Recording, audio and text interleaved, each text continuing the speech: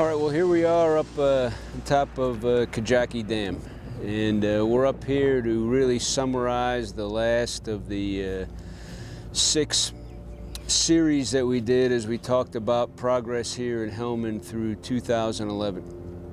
The first thing that we mentioned was the interdiction piece and the closing off of the facilitation routes down south from Baram Cha. We sent the LAR battalion down there on 15 March, and they spent several days clearing the bazaar, and then they backed off and continued with interdiction with their LAVs in the southern approaches to Reed, Kanashin, and Garmsir. We complemented their efforts down in the desert with an air interdiction force and RCT-1, as I mentioned, with 4 battalions, maintained sustained disruption over the course of about 45 to 60 days. And these, we might refer to them as spoiling attacks. We talked about disruption, but these attacks and this effort generally dismantled any insurgent effort last spring to kick off a spring offensive or roll into a summer fighting season. I think the second element of the campaign, I talked about deepening the hold, if you will, and opening up opportunities and freedom of movement for the citizens. Freedom of movement being a critical piece for the agrarian society. You have to have the capability to move your goods and to get your crops from the field to the market. And we spent a great deal of time improving roads. Some of the critical routes were 611 here behind me, opening up that route, certainly all the way to the Kajaki Dam.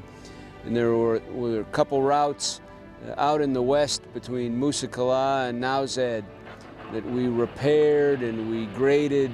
We again gave the citizens an opportunity to get to the market and facilitated their freedom of movement.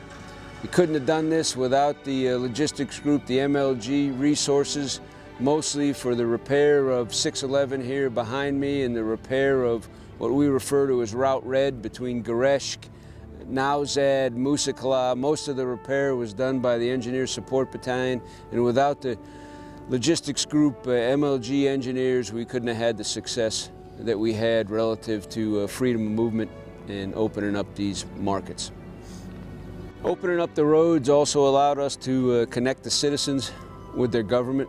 Critically important down in Marja and Nawa was giving the people an opportunity to get to the provincial government.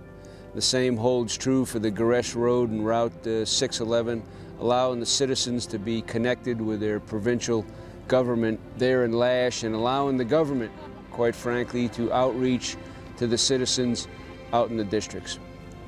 In the previous, one of the previous sessions, I think I talked about earning the trust and confidence of the people. And really, this is just a matter of the Marines who operate out there every day, showing respect for the culture and earning that trust, not inflicting civilian casualties, even though the enemy might try to put us in a position where they could gain some civilian casualties. The Marines have to show some discipline. They've got to show professionalism, and we did that throughout the year in order to gain the trust and the confidence of the population here. We needed to convince the citizens that there is some benefit to them siding with their government. This is really critically important, especially for a people who has been murdered and intimidated and had lived through the last 35 years of violence. The people here in Helmand are very skeptical of choosing a side, whether it's choosing a side with the Taliban or choosing a side with the government. These people are survivors, and they tended to remain neutral. So we put a big effort into getting the people to see the benefit of their government. And if we could tip them from neutral to positive or from negative to neutral, then that would help us. That helped us along with the mission over the course of the last year.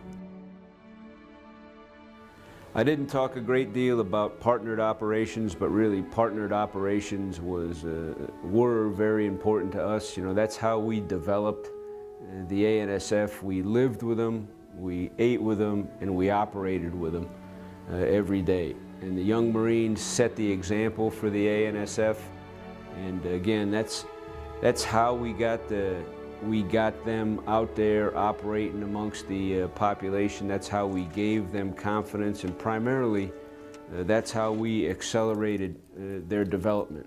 There are things that we can't influence, you know, how the equipment comes down from Kabul, how the parts and how the logistics system is established above the corps level, but at the grassroots level, getting the ANSF out there among the population is critically important, and we did that with partnered operations. And we tried to teach the police to the degree that we can that their role is to serve and protect the population. And we did that again by partnering, by operating shoulder to shoulder with these forces throughout the course of the past year.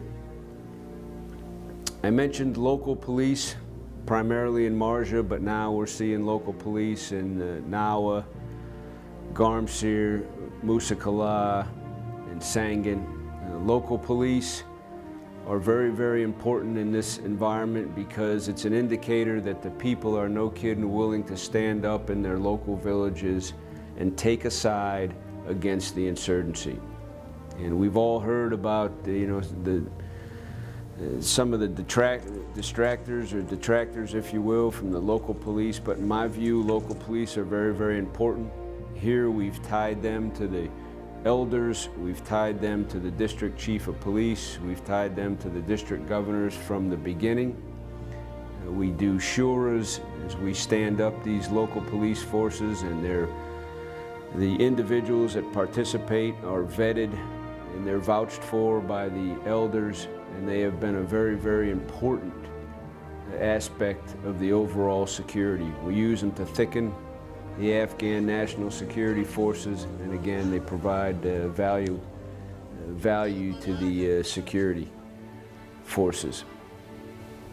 A couple last points that I'd like to mention. I want to mention integration of all resources, because we used, besides just our fighting forces and our partnership with the ANSF and our support to the provincial reconstruction team and the regional platform, we used information operations, we used PSYOPs, we used all kinds of non-kinetic resources. And integration of these resources was again very, very important to the success that we had out here on the battlefield. I'd be negligent if I didn't mention the integration of Special Operations Forces. These forces, we sat down with them when we got here, and I think we established a relationship whereby we could gain the most complementary effects from conventional and Special Operations Forces that was possible. And we had a superb relationship, and these are, everything from the night raids that everybody talks about to the village stability operations that we've got ongoing in the upper Sangin Valley. Integration of the Special Operations Force was very, very important to our overall effort here.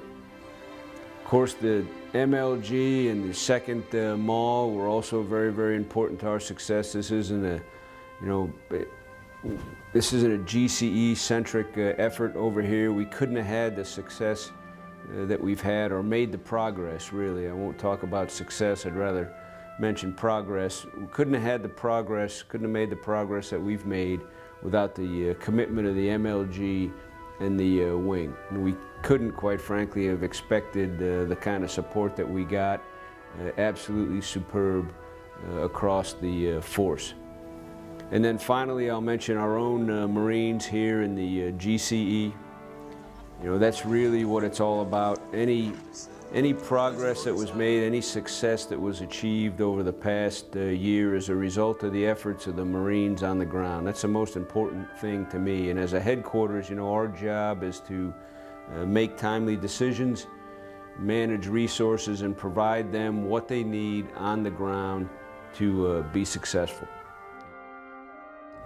So I'll close by just mentioning the commitment and the bravery of the Marines that have been serving here in Helmand You know, if you could imagine leaving the wire every day with a metal detector in your hand, searching for the IED, hoping you find it before you hit it, expecting a firefight on every patrol. We couldn't ask for better service from our young men and some women that we have out there on the battlefield. And really, for me, to have an opportunity to command, we always say it's a privilege to command. For me, quite frankly, it's been an honor just to be able to serve alongside these great young men and women.